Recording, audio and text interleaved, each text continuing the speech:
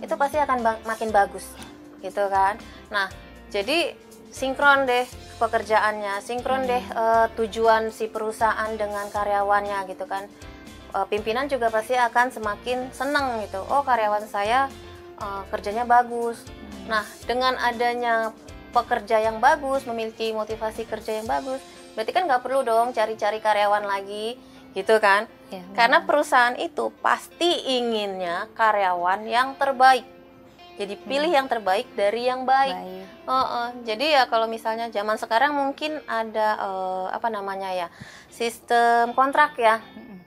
Ya mungkin kalau kenapa yang satu diperpanjang kenapa terus yang satu enggak gitu kan. Ya mungkin yang satu kinerjanya bagus, yang satu enggak. Jadinya ngapain saya pilih yang enggak gitu. Jadi itu kalau bagi perusahaan itu meminimalisir pengeluaran juga. Kan kalau kita merekrut atau cari calon karyawan baru itu keluar biaya lagi. Berarti kan kalau misalnya kita bisa mempertahankan yang bagus gitu kan, ini jangan sampai lari ke perusahaan lain. Berarti kita bisa keep pengeluaran yang seharusnya nggak usah dikeluarkan gitu.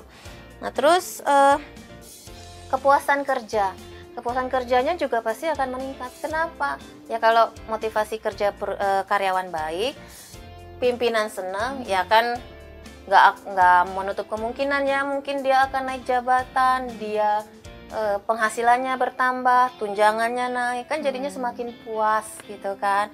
Oh semakin bahagia lagi, semakin semangat lagi bekerja seperti itu.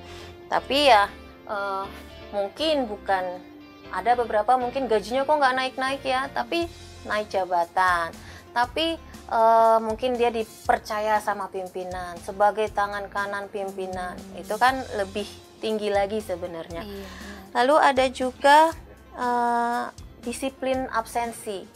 Kalau karyawan motivasi kerjanya bagus, pasti kan untuk yang telat-telat itu kan pasti akan makin jarang. Untuk yang bolos-bolos itu akan makin jarang. Mungkin ada beberapa datang ke kantor gitu ya, datang pagi sebelum misalnya sebelum jam 9 dia udah nyampe. Terus abis itu dia absen gitu kan, mungkin ada sistem absen. Karena masih belum jam 9, masih 30 menit lagi, ngapain ya? Oh saya mau main game aja deh. Oh saya baca-baca koran dulu deh. Oh saya ngobrol dulu. Nah kalau misalnya kita melihat seperti itu, nggak bisa juga kita lihat, dia kok nggak semangat banget sih kerjanya, datang ke kantor cuma main game, datang ke kantor cuma minta kopi, datang ke kantor cuma biar gosip sama teman. Bukan seperti itu juga gitu. Mungkin karena memang belum ada pekerjaan yang harus dilakukan. Main game itu ya lumayan lah ya untuk refreshing ya. Jadi sebelum dia berkutat dengan pekerjaannya, ya main game dulu gitu. Asal jangan kebablasan. Iya, benar. Udah harusnya bekerja, jam kerja jam 9 gitu kan. Masih jam 9 kurang 1 main. Baru lewat dikit-dikit main itu. Kalau udah kebablasan tuh bahaya. Nah, kalau ada yang seperti itu, Mbak. Misal salah satu karyawannya. Memang sih kalau misalnya untuk awal main games ya baru ya udah deh jam 9 saya selesai gitu kan.